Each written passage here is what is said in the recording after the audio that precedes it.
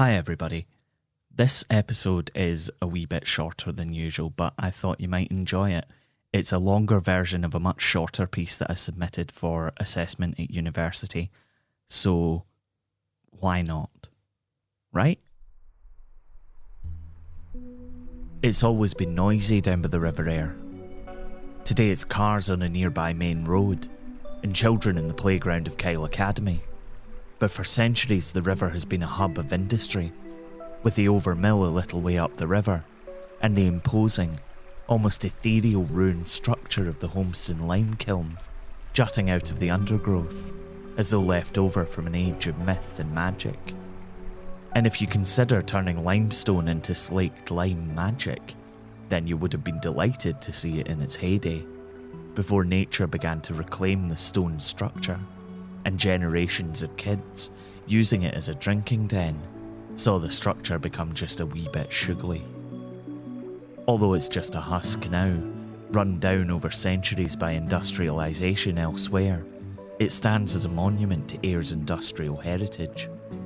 But under the thrum of traffic on the river's southern bank, you might just hear the almost imperceptible babble of a spring that's been there much longer than the lime kiln, and speaks to another age of myth. Down by the water's edge, obscured by plants and, thanks to climate change, often the water of the river itself, is a little heel-shaped mark in the ground, where a tiny wellspring patters up from the bedrock. It's called Wallace's Heel, and was, supposedly, created by Scots hero William Wallace, who leapt down to the riverbank while hiding in the Legland forest from English soldiers with braying hounds. What had he done? Well, he broke a soldier's spine over a one-grove bet, hitting him so hard with a staff that it snapped like a twig. Wallace must have been a pretty big guy, or landed like a Marvel superhero, because the story goes that his boot left such an imprint in the rock that the water instantly sprang forth, and still does to this day.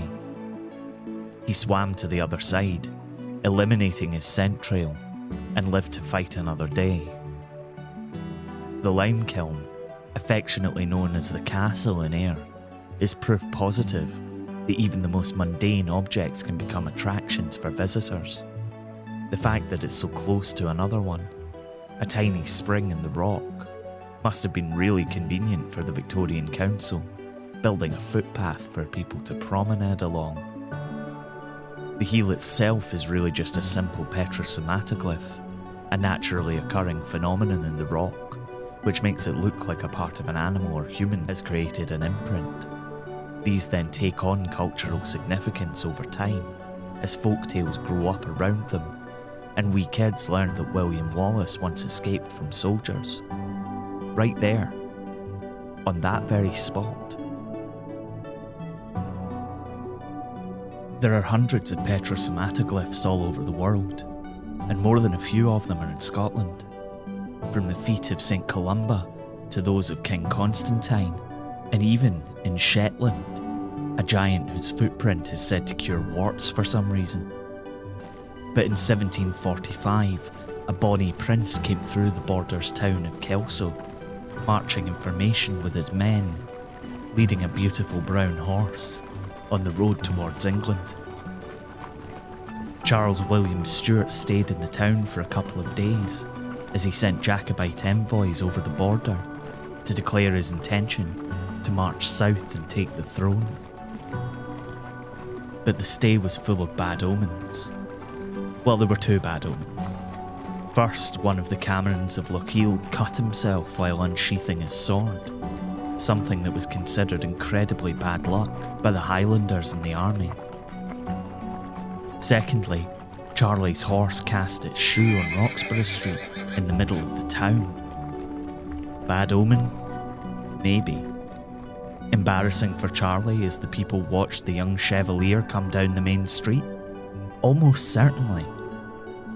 And of course, the horseshoe, which is embedded in the cobbles of the street, isn't the same shoe that the horse cast off, and the horse didn't hit the ground so hard that it created an imprint.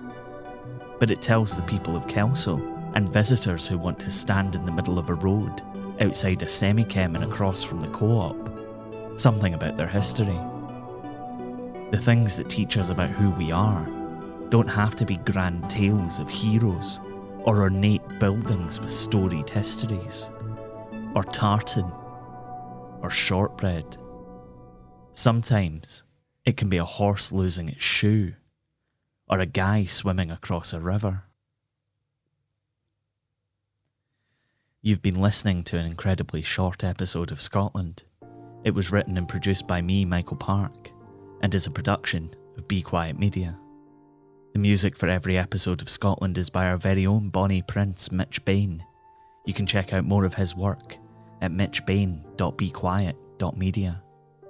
Jamie Mowat does amazing illustrations for us, which you can see in our episode art. Check out more and buy prints at tidlin.com.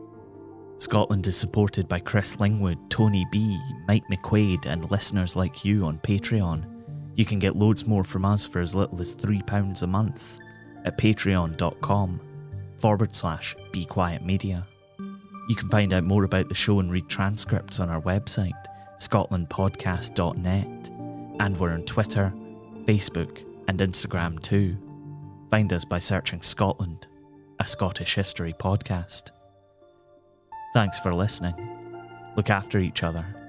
Wear a mask. Get vaccinated if you can. We'll see you next time.